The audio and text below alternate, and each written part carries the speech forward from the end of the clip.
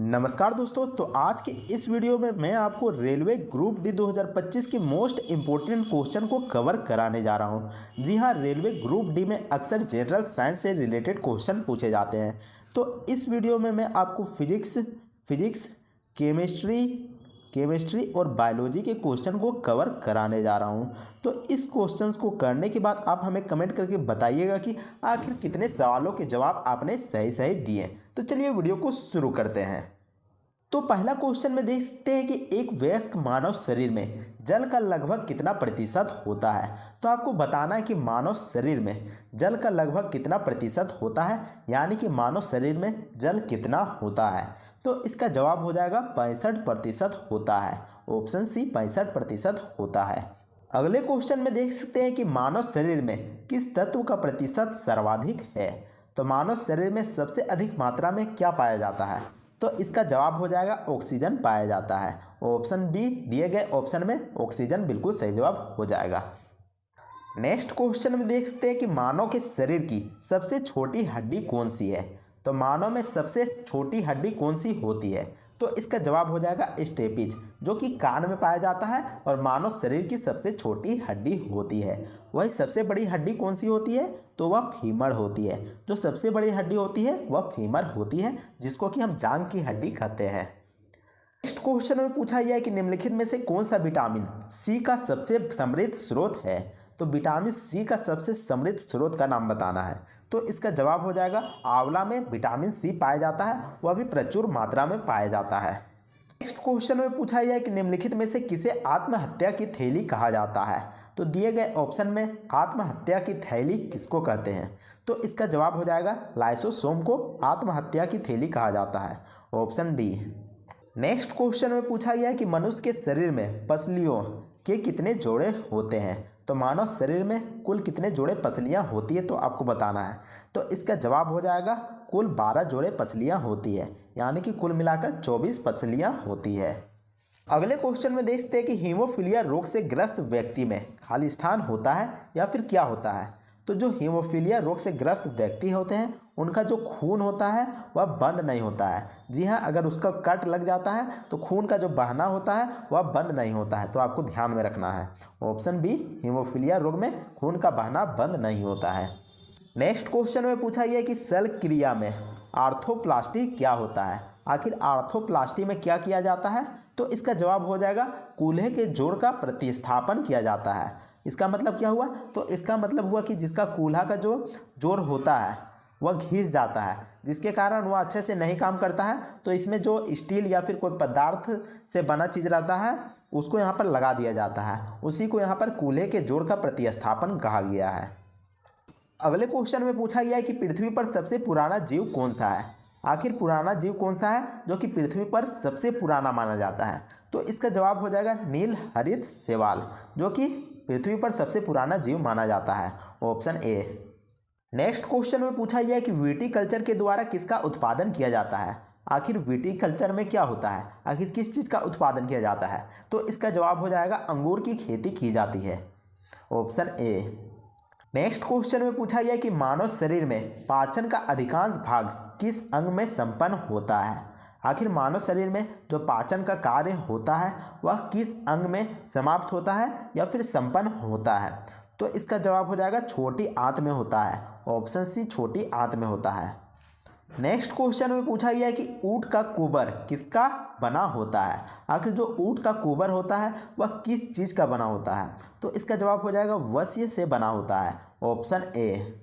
Next question में देखते हैं कि मनुष्य के जीवन काल में कितने दांत दूसरी बार विकसित होते हैं। तो दूसरी बार यहाँ पर पूछा गया है। तो इसका जवाब हो जाएगा कुल 20 जो दांत हैं वह दूसरी बार विकसित होते हैं, 20 दांत। नेक्स्ट क्वेश्चन में पूछा गया है कि निम्नलिखित में से किसे कोशिका का यातायात प्रबंधक कहा जाता है। तो कोशिका का यातायात प्रबंधक किसको कहा जाता है। तो इसका जवाब हो जाएगा गाल्जिकाय को, क्योंकि जो कोशिका को जो प्रोटीन की ज़रूरत होती है वह गाल्जिकाय ही कोशिका को पहुंचाती है। नेक्स्ट क्वेश्चन में पूछा गया है कि मानव शरीर की सबसे मजबूत मांसपेशियां कहाँ होती है। तो मानव शरीर की सबसे मजबूत मांसपेशियां कहाँ पर होती है, तो वह जबड़े में होती है। ऑप्शन डी, जबड़े में होती है। अगले क्वेश्चन में देखते हैं कि जीव विज्ञान शब्द का सर्वप्रथम प्रयोग किसने किया था या फिर किसके द्वारा किया गया था। तो इसका जवाब हो जाएगा लेमार्क और ट्रेवीरेनस ने किया था। तो आपको ध्यान में रखना है कि जीव विज्ञान शब्द का सर्वप्रथम प्रयोग पूछा गया है, तो प्रयोग में लेमार्क और ट्रेवीरेनस हो जाएगा। वही अगर जीव विज्ञान का जनक का नाम पूछ दिया जाए तो क्या हो जाएगा, आखिर जीव विज्ञान का जनक कौन था। तो इसका जवाब हो जाएगा अरस्तु को जीव विज्ञान का जनक कहा जाता है। तो आपको ध्यान में रखना है। नेक्स्ट क्वेश्चन में पूछा गया कि पेसमेकर का कार्य क्या है। आखिर पेसमेकर का क्या कार्य है, तो आपको बताना है। तो पेसमेकर जो कि एक यंत्र की तरह काम करता है और जो दिल की धड़कन को नियंत्रित करता है, क्योंकि जो पेसमेकर है एक या उपयंत्र है। तो ऑप्शन डी बिल्कुल सही जवाब हो जाएगा। अगले क्वेश्चन में देखते हैं कि पाचन क्रिया में प्रोटीन किस पदार्थ में बदल जाते हैं। तो पाचन क्रिया के दौरान प्रोटीन किस पदार्थ में बदल जाते हैं। तो इसका जवाब हो जाएगा एमिनो एसिड में बदल जाते हैं, ऑप्शन बी। अगले क्वेश्चन में देखते हैं कि लार निम्नलिखित में से किसके पाचन में सहयोग करती है। तो जो लार होती है वह किसके पाचन में सहयोगकारी होती है। तो इसका जवाब हो जाएगा स्टार्च में, जो कि स्टार्च एक तरह का कार्बोहाइड्रेट ही होता है, लेकिन यहाँ पर कार्बोहाइड्रेट डायरेक्ट अगर सही कर दीजिएगा तो आपका जवाब यहाँ पर गलत हो जाएगा, क्योंकि जो कार्बोहाइड्रेट होता है उसी के अंदर स्टार्च होता है। तो आपको ध्यान में रखना है। और अगर पूछा जाता है कि लार निम्नलिखित में किसके पाचन में सहयोग होती है, तो इसका जवाब स्टार्च बिल्कुल सही जवाब हो जाएगा। नेक्स्ट क्वेश्चन में पूछा गया कि एंजाइम मूलतः है। तो एंजाइम क्या है, तो एंजाइम प्रोटीन है, ऑप्शन ए प्रोटीन है। नेक्स्ट क्वेश्चन में पूछा गया कि सबसे छोटी जीवित कोशिका कौन सी है। तो सबसे छोटी जीवित कोशिका का नाम पूछा गया है, तो इसका जवाब हो जाएगा माइकोप्लाज्मा, जो कि सबसे छोटी जीवित कोशिका मानी जाती है। नेक्स्ट क्वेश्चन में पूछा गया कि मानव शरीर की कोशिकाओं में पाए जाने वाले गुणसूत्रों जोड़ों की संख्या है, तो कितनी है। तो इसका जवाब हो जाएगा 22 है। अगले क्वेश्चन में देखते हैं कि रक्त का शुद्धिकरण कहाँ पर होता है। आखिर रक्त का शुद्धिकरण कहाँ पर होता है। तो इसका जवाब हो जाएगा किडनी में होता है, ऑप्शन ए किडनी में होता है। नेक्स्ट क्वेश्चन में देखते हैं कि मानव शरीर में पित्त का उत्पादन कौन सा अंग में होता है। तो पित्त का उत्पादन कौन सा अंग में होता है। तो इसका जवाब हो जाएगा ऑप्शन ए यकृत में होता है, जो कि पाचन में सहायक करता है। तो पित्त का उत्पादन होता है वह भोजन को पचाने में मदद करता है। अगले क्वेश्चन में पूछा गया कि रेशम उद्योग को कहते हैं। आखिर रेशम उद्योग को क्या कहते हैं। तो इसका जवाब हो जाएगा सेरीकल्चर कहते हैं, ऑप्शन ए सेरीकल्चर कहेंगे। नेक्स्ट क्वेश्चन में पूछा गया कि निम्नलिखित जंतुओं में से किसमें 3 प्रकोष्ठ वाला हृदय होता है। आखिर 3 प्रकोष्ठ वाला हृदय किसमें होता है। तो इसका जवाब हो जाएगा मेढक में होता है, मेढक में होता है, ऑप्शन डी। नेक्स्ट क्वेश्चन में पूछा गया कि मानव शरीर की ग्रंथि को मास्टर ग्रंथि कहा जाता है। आखिर मानव शरीर में पाए जाने वाली ग्रंथियों में से किस ग्रंथि को मास्टर ग्रंथि के नाम से जानते हैं। तो इसका जवाब हो जाएगा पिट्यूटरी ग्रंथि को जानते हैं, ऑप्शन डी। नेक्स्ट क्वेश्चन में पूछा गया कि निम्नलिखित में से कौन सा एक स्त्रीलिंग हार्मोन है। तो इसका जवाब हो जाएगा option number A oestrogen, oestrogen जो कि स्त्रीलिंग हार्मोन है। नेक्स्ट क्वेश्चन में पूछा गया कि किस पोषक तत्व से हमें ऊर्जा प्राप्त नहीं होती है। तो जी हाँ, विटामिन से हमें किसी भी प्रकार का ऊर्जा उत्पादन नहीं होती है। तो ऑप्शन सी बिल्कुल सही जवाब हो जाएगा विटामिन। नेक्स्ट क्वेश्चन में पूछा गया कि प्रातःकालीन धूप से कौन सा विटामिन उत्पन्न होता है। आखिर धूप पर रहने से हमें कौन सा विटामिन मिलता है। तो इसका जवाब हो जाएगा विटामिन डी मिलता है। नेक्स्ट क्वेश्चन में पूछा गया कि मानव शरीर की सबसे बड़ी ग्रंथि कौन सी है। तो मानव शरीर में पाए जाने वाली सबसे बड़ी ग्रंथि का नाम पूछा गया है। तो इसका जवाब हो जाएगा यकृत, यकृत जो कि मानव शरीर की सबसे बड़ी ग्रंथि है। नेक्स्ट क्वेश्चन में पूछा गया कि मछली की यकृत के तेल में किसकी प्रचुरता होती है। आखिर कौन सा विटामिन पाया जाता है मछली के यकृत के तेल में। तो इसका जवाब हो जाएगा विटामिन ए भी पाया जाता है और विटामिन डी भी पाया जाता है। तो ऐसे में उपयुक्त दोनों बिल्कुल सही जवाब हो जाएगा। नेक्स्ट क्वेश्चन में पूछा गया कि भोजन को ऊर्जा में बदलने का कार्य कोशिका के किस भाग में होता है। आखिर भोजन को ऊर्जा में कन्वर्ट कर देता है तो कौन सा कोशिका के भाग में होता है। तो इसका जवाब हो जाएगा माइटोकॉन्ड्रिया में होता है। नेक्स्ट क्वेश्चन में पूछा गया कि बच्चों में BCG का टीका किसके रोग के प्रतिरक्षण हेतु लगाया जाता है। आखिर BCG का टीका क्यों लगाया जाता है। तो टीबी बीमारी ना हो इसी के कारण लगाया जाता है, ऑप्शन डी। नेक्स्ट क्वेश्चन में पूछा गया कि निम्नलिखित में से किसमें अधिकतम कैलोरी होती है। तो सबसे अधिक मात्रा में किसमें कैलोरी पाया जाता है। तो इसका जवाब हो जाएगा वसा में पाया जाता है, ऑप्शन बी।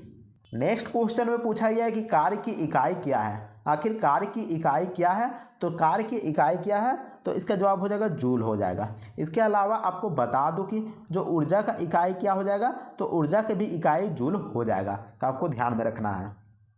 अगले क्वेश्चन में देखते हैं कि इंसुलिन का उत्पादन किया जाता है। आखिर इंसुलिन का उत्पादन कहाँ से होता है, तो इंसुलिन का उत्पादन अग्नाशय से होता है, अग्नाशय से होता है। लेकिन आपको बता दूं कि अग्नाशय के अंदर बहुत सारी कोशिकाओं का समूह होता है और उस कोशिकाओं का समूह को हम आइलेट्स ऑफ लैंगरहैंस के नाम से जानते हैं और यहीं पर इंसुलिन का उत्पादन होता है। तो ऑप्शन ए बिल्कुल सही जवाब हो जाएगा। नेक्स्ट क्वेश्चन में पूछा गया है कि कीटों के वैज्ञानिक अध्ययन को क्या कहते हैं। आखिर जो कीट होते हैं उनके अध्ययन को क्या कहेंगे, तो इसका जवाब हो जाएगा option number B, entomology, option B. अगले क्वेश्चन में देखते हैं कि दुग्ध प्रोटीन को पचाने वाला एंजाइम है। आखिर दुग्ध प्रोटीन को पचाने वाला एंजाइम कौन सा है, तो इसका जवाब हो जाएगा रेनिन, रेनिन। यानी कि जो बच्चा होता है उसमें रेनिन पाया जाता है और वयस्क में रेनिन नहीं पाया जाता है।